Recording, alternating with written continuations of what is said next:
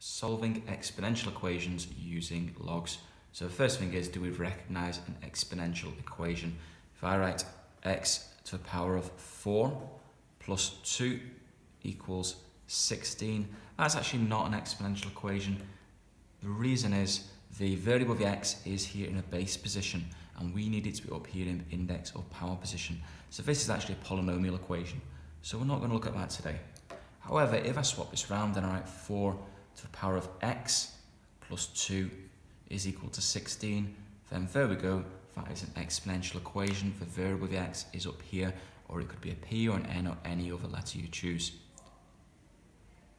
So, first of all, let's have a look at what we can do solving those already. If I was to give a couple of things like 2 to the power of x is equal to 16, or we can do that just by having to think about it for a moment and saying, how many times would I have to times 2 by itself to get 16? I usually use my fingers for this.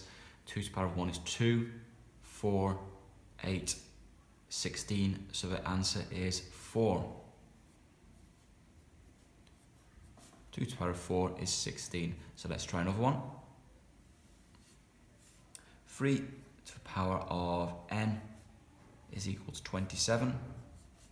So again, I have to think to myself, 3, 9, 27, the answer n must be equal to 3.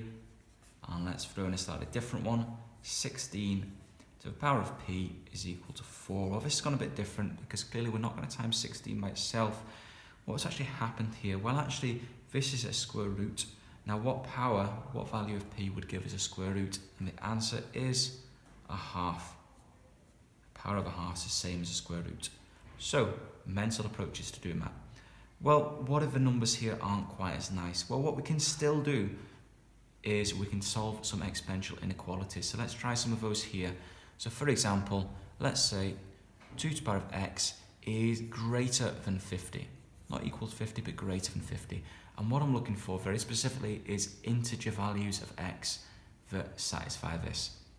So I'm looking for my smallest whole number for which 2 to the power of that whole number is greater than 50. So clearly, if I think about my powers of 2, I'm not going to hit 50 exactly. So what I'm looking for is I'm looking for the last value, which is under 50, and then I'm looking for the first value, which is over 50, and that's going to be my working. So I already know 2 to the power of 4 is 16. So 2 to the power of 5 is 32, not there yet, we're looking for greater than 50.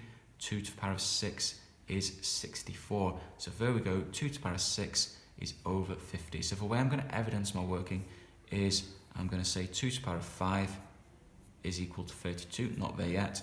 And then I'm going to say 2 to the power of 6 is equal to 64. And there we go. Therefore, my answer is x is equal to 6. Now, this specifically works when we're looking for integer values. Now, one letter we usually use for this is we usually use the letter n for integer values. So, for example, let's try 3.2 to the power of n is greater than 400.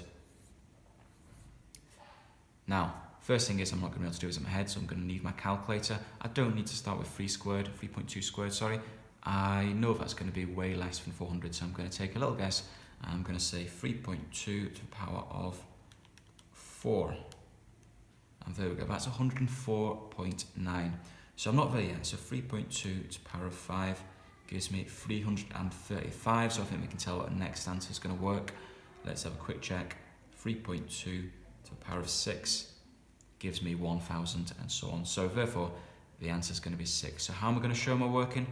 I'm going to say 3.2 to the power of 5, just get that in my calculator again, is 335.5, so I'm not yet over 400. 3.2 to the power of 6 is 1073.7, so clearly over 400. Therefore, the answer n is equal to 6, the first answer that worked, and I'll just double underline my answers here.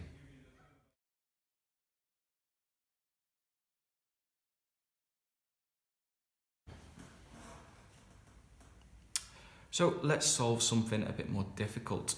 Let's solve 2 to the power of x is equal to 70. So first of all, why is this more difficult? Well, it's an exponential equation. X is up there in the power position. Now the reason is there's no integer values for x, which will give us 70. 2 to the power of 6 is 64, too small. 2 to the power of 7 goes right past it to 128, too large. So our mental approach isn't going to work. Please note this is also not an inequation, so we're not looking for the first value of x, which is greater than 70. We're looking for the exact value. It's going to be a decimal, and it's going to be between 6 and 7. So the question is, how do we find it? Well, let's go right back to the start of solving equations. We want to get x on its own to solve this, and to do that, we're going to remove this 2. The method we're going to use is change side, change sign. So the big question is, this is an exponential to the base 2. What happens when I move it across? To answer that, let's remember when we introduced exponentials. And we drew graphs of a form a to the power x. Now the very next thing we did was we then drew its inverse function. And its inverse function was a log. And specifically, the inverse to an exponential with a base a is a log to the base a. So we're going to use that here. We are going to grab this exponential to the base 2 across. Now the x is going to be left on its own to sit there, and the exponential to the base 2 is going to become the opposite, a log to the base 2. And now all we need to do is to type it on our calculator. So log to the base 2 of 70, and we get the answer 6.13 to 2 decimal places. So let's try another one of those, and let's try and follow the same steps. Let's try 6 to the power of y is equal to 400. So whole numbers again won't work. So we're going to have to use logs to solve this. So we want to get the y on its own.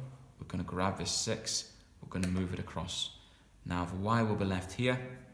What's the opposite of an exponential to the base 6? That's a log to the base 6. 6 is a kind of subscript here, slightly smaller, and that latches on to the 400.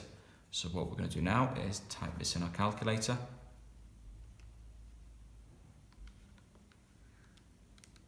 And we get the answer 3.34. Again, I've just rounded to 2 decimal places there. So there we go.